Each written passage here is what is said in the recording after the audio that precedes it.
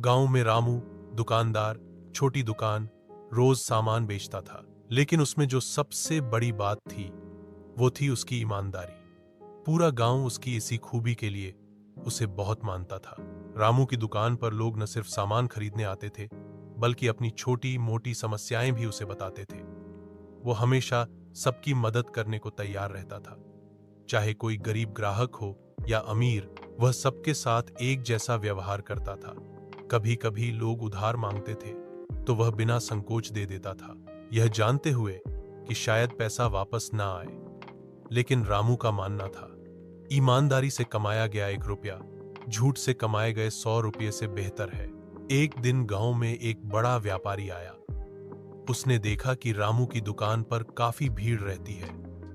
उसने रामू से कहा, तुम मेरी बड़ी दुकान में साझेदार बन जाओ, हम मुनाफा बांट लेंगे, लेकिन तुम्हें थोड़ा कम नाप तौल करना होगा और सस्ते माल को अच्छे दाम में बेचना होगा। रामू ने मुस्कुराकर जवाब दिया, माफ कीजिए, मैं अपने जमीर से सौदा नहीं कर सकता। मेरी दुकान भले ही छोटी हो, लेकिन मेरा विश्वास बड़ा है। व्यापारी ने बहुत जोर दिया, यहां तक कि लालच में कई हजार रुपए भी ऑफर किए, लेकिन रामू नहीं डिगा। उसने कहा, पैसे से इज्जत नहीं खरीदी जा सकती, मेरे पास जो है वही काफी है। इस घटना के बाद गांव वालों को रामू की ईमानदारी का और भी ज्यादा एहसास हुआ। उन्होंने और भी विश्वास से उसकी दुकान से सामान लेना शुरू किया। कुछ समय बाद रामू की दुकान गांव की सबसे लोकप्रिय दुकान बन गई। उसकी ईमानदारी ने ही उसे आगे बढ़ाया।